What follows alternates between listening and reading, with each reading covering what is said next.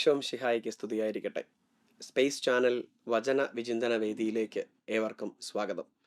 ഇന്ന് സെപ്റ്റംബർ 8 പരിശുദ്ധ അമ്മയുടെ ജനന തിരുനാൾ ആചരിക്കുകയാണ്. ഏവർക്കും പരിശുദ്ധ അമ്മയുടെ ജനന തിരുനാളിൻ്റെ മംഗളങ്ങൾ ഏറെ സ്നേഹത്തോടെ നേരുന്നു. പരിശുദ്ധ അമ്മയുടെ ജീവിതത്തിൽ നിന്നും 3 ഗുണങ്ങൾ ഇന്ന് ഒരുമിച്ച് ഒരു വിചിന്തനം ചെയ്യാമെന്നും പരിശുദ്ധ അമ്മയുടെ ജീവിതത്തിൽ വിളങ്ങി നിന്നിരുന്ന 3 ഗുണങ്ങളെക്കുറിച്ച് ഇന്നേ ദിവസം ധ്യാനിക്കാം എന്ന് കരുതുന്നു.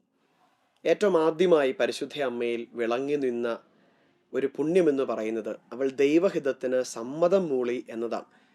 പരിശുദ്ധ അമ്മയുടെ ജനന തിരുനാൾ ആചരിച്ച് അമ്മയുടെ ജീവിതത്തോട് ചേർത്ത് നമ്മുടെ ജീവിതത്തെക്കുറിച്ച് വിചിന്തനം ചെയ്യുന്ന ഈ അവസരത്തിൽ നമ്മുടെ ജീവിതത്തിൽ നമ്മളെടുത്ത ചില സമ്മതങ്ങളുണ്ട്, കൊടുത്ത ചില സമ്മതങ്ങളുണ്ട്. അൾത്താരയ്ക്ക് മുമ്പിൽ വിവാഹത്തിൻ്റെ സമയത്തെടുത്ത സമ്മതങ്ങളുണ്ടാവാം. തലതൊട്ടപ്പനോ തലതൊട്ടമ്മയോ മാമുദീസ വേളയിൽ നമുക്ക് വേണ്ടി എടുത്ത ഒരു സമ്മതമുണ്ടാകാം. സന്യസ്തരോ വൈദികരോ ആണെങ്കിൽ അൾത്താരയ്ക്ക് മുമ്പിൽ പ്രഥമ വ്രതവാഗ്ദാനത്തിനോ പൗരോഹിത്യത്തിൻ്റെ സമയത്തോ സന്യാസ വ്രതവാഗ്ദാനത്തിനോ ഒക്കെ എടുത്ത ഒരു സമ്മതമുണ്ടാകാം.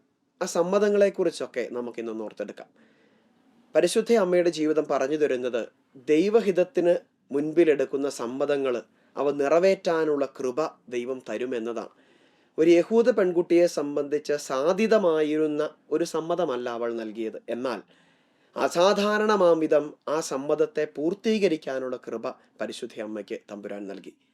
നമ്മുടെ ജീവിതത്തിൽ തമ്പുരാൻ നൽകി അനുഗ്രഹിച്ച അധികാരികളെക്കുറിച്ച് ഓർക്കാം. സഭയിലെ അധികാരികളാവാം, കുടുംബത്തിൽ അധികാരം ഏൽക്കുന്നവരാവാം, നമ്മളായിരിക്കുന്ന സമൂഹത്തിൽ നമുക്ക് നൽകപ്പെട്ട അധികാരങ്ങളാവാം. അവരിലൂടെ ദൈവഹിതത്തെ ഒന്ന് ശ്രവിച്ചെടുത്ത് സ്നേഹത്തോടെ അതിന് സമ്മതം മൂളാൻ ഒരു തീരുമാനം ഈ ജനന തിരുനാളിൽ ആദ്യമായി എടുക്കാം. രണ്ടാമതായിട്ട് പരിശുദ്ധ അമ്മയുടെ ജീവിതത്തിൽ കണ്ടെത്തിയ ഒരു ഗുണമെന്ന് പറയുന്നത് അവൾ തിടുക്കത്തിൽ യാത്ര പുറപ്പെട്ടു എന്നതാണ്. ലൂക്കാ സുവിശേഷം 1-ാം അധ്യായം 39-ാം തിരുവചനം പറഞ്ഞു വെക്കുന്നത് അവൾ തിടുക്കത്തിൽ യാത്ര പുറപ്പെട്ടു. എന്തുകൊണ്ടാണ് പരിശുദ്ധ അമ്മ ഈ തിടുക്കത്തിൽ യാത്ര പുറപ്പെട്ടത്? നമുക്കറിയാം, പരിശുദ്ധ അമ്മയോട് ലഭിച്ച അറിയിപ്പ് എന്ന് പറയുന്നത് ഇളയമ്മയായ എലീശ്വാമ്മ ഗർഭവതിയാണ് എന്ന സദ്വാർത്തയാണ്. ആ വാർത്ത കേട്ടപ്പോൾ ഒത്തിരിയേറെ സന്തോഷിച്ച പരിശുദ്ധ അമ്മയുടെ ഉള്ളിൽ അവൾക്ക് തൻ്റെ സഹായം ആവശ്യമുണ്ട് എന്നും ഇത്ര നാളായിട്ടും അത് തങ്ങൾ അറിഞ്ഞില്ല എങ്കിൽ, തങ്ങളെ അവർ അറിയിച്ചില്ല എങ്കിൽ എന്തോ ഒരു കുറവ് അവിടെയുണ്ട് എന്ന തിരിച്ചറിവ് പരിശുദ്ധ അമ്മയ്ക്ക് ഉണ്ടായിടത്തു നിന്നാണ് പരിശുദ്ധ അമ്മ തിടുക്കത്തിൽ ഇറങ്ങി പുറപ്പെടുന്നത്. അമ്മയുടെ ജനനത്തിരുനാൾ ആചരിക്കുന്ന ഈ ദിവസം നമുക്കും ഒന്ന് ചുറ്റിനും നോക്കാം.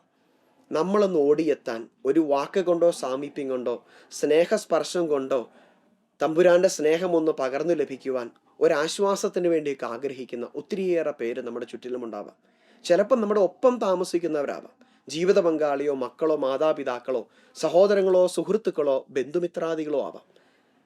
അവരുടെ അടുക്കലേക്ക് ഒന്ന് യാത്ര പുറപ്പെടാനായിട്ട് ആ യാത്രയുടെ ദൂരമല്ല പ്രധാനം, അതിനുവേണ്ടി നാം എടുക്കുന്ന 1-2 ചുവടുകളാണ് പ്രധാനം. അപ്രകാരം ഒന്ന് ഓടിയെത്തി അവരുടെ ആവശ്യങ്ങളെ തിരിച്ചറിഞ്ഞ് അവരോടൊപ്പമൊന്നാകാൻ സാധിക്കുന്നുവെങ്കിൽ പരിശുദ്ധ അമ്മയുടെ ജീവിതത്തിലുണ്ടായ തിടുക്കം നമുക്ക് സ്വന്തമാക്കാനാവും. ഒരു വ്യക്തിയുടെ ജീവിതത്തിൽ ഒരു പോരായ്മയുണ്ടെന്നും വേദനയിലൂടെ കടന്നു പോകുന്നുവെന്ന് തിരിച്ചറിയുന്ന അതേ നിമിഷത്തിൽ കാത്തു നിൽക്കാതെ സ്നേഹത്തോടെ ഓടിയെത്താൻ നമുക്ക് പരിശ്രമിക്കാം. അവിടെയാണ് പരിശുദ്ധ അമ്മ നമുക്ക് തിടുക്കത്തിൽ യാത്ര പുറപ്പെടേണ്ടതിൻ്റെ ആവശ്യകതയെക്കുറിച്ച് പറഞ്ഞു തരുന്നത്.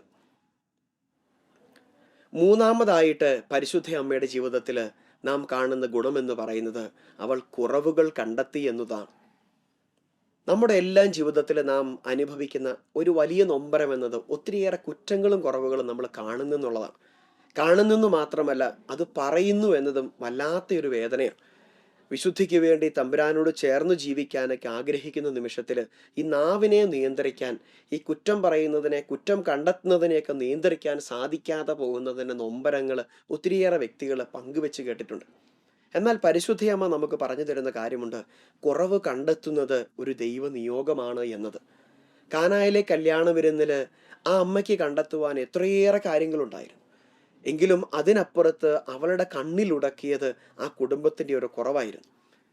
ഈ കുറവ് കണ്ടെത്തുന്നത് വരെ പരിശുദ്ധ അമ്മയും നമ്മളും തമ്മിൽ വലിയ വ്യത്യാസങ്ങളൊന്നുമില്ല. എന്നാൽ കുറവ് കണ്ടെത്തിയതിനു ശേഷം അതിനുശേഷം നാം എന്തു ചെയ്യുന്നു എന്ന ഇടത്താണ് പരിശുദ്ധ അമ്മ വിജയിച്ചതും പലപ്പോഴും നമ്മൾ പരാജയപ്പെടുന്നതും. പരിശുദ്ധ അമ്മയത് ഈശോയോട് പറഞ്ഞു, ഈശോയോട് മാത്രം പറഞ്ഞു. നാം അത് നമ്മുടെ ജീവിതത്തിൽ പലരോടും പറയും, ഈശോയോട് മാത്രം പറയില്ല. പരിശുദ്ധയമ്മ നമ്മെ ഓർമ്മപ്പെടുത്തുന്നു, നീ കണ്ടെത്തുന്ന പരാതികളും പരിഭവങ്ങളും ഒരു പ്രാർത്ഥനയായി തമ്പുരാനോട് പറയുമ്പം അതിന് പരിഹാരങ്ങളുണ്ടാവും. പരിശുദ്ധയമ്മ നമ്മുടെ മുന്നിലേക്ക് കാണിച്ചു തരുന്നത് കാലിയായ കൽഭരണികളാവാം. നമ്മുടെ തന്നെ വ്യക്തി ജീവിതത്തിലാവാം, ആത്മീയ ജീവിതത്തിലോ തൊഴിലിടത്തോ ആവാം, നമ്മുടെ പഠന മേഖലയിലാവാം, നമ്മുടെ വൈവാഹിക ജീവിതത്തിലോ സമർപ്പിത ജീവിതത്തിലോ വൈദിക ജീവിതത്തിലോ ആവാം. ഈ കണ്ടെത്തുന്ന കാലിയായ കൽഭരണികളെ കുറിച്ച് തമ്പുരാനോട് പറയുന്ന നിമിഷമാണ് തമ്പുരാൻ അവയെ പുതുവീഞ്ഞാക്കാനുള്ള വഴി നമ്മുടെ മുമ്പിൽ പരിശുദ്ധ അമ്മ വഴി തുറന്നു തരുന്നത്. ആ കാലിയായ കൽഭരണികളെ തമ്പുരാന്റെ അടുക്കിലേക്ക് എത്തിച്ച് പരിശുദ്ധ അമ്മ പറഞ്ഞത്, ഇനി അവൻ പറയുന്നത് ചെയ്യുവനെന്നാണ്. ഓരോ കുറവുകളും, ഓരോ വ്യക്തികളുടെ കുറവുകളും, നമ്മുടെ തന്നെയോ മറ്റുള്ളവരുടെയോ കുറവുകൾ നമ്മുടെ കണ്ണുമുന്നിലേക്ക് കാണിച്ചു തന്നിട്ട് പരിശുദ്ധയമ്മ നമ്മളോട് പറയുന്നത് അവൻ പറയുന്നത് പോലെ ചെയ്യാനാണ്. അവൻ പറയുന്നത് എന്താണ്? കോരി നിറയ്ക്കാൻ. പ്രിയ സഹോദരങ്ങളെ, നമ്മുടെ പരിശ്രമങ്ങൾ കൊണ്ട് നമ്മൾ എത്ര കോരി നിറച്ചാലും അത് വെള്ളം മാത്രമേ ആകുന്നുള്ളൂ. അതുകൊണ്ടാണ് വിശുദ്ധ യോഹന്നാൻ വളരെ സൂക്ഷ്മമായി ഒരു വാക്ക് ചേർത്ത് വെച്ചിരിക്കുന്നത്, അവരത് വക്കോളം നിറച്ചു.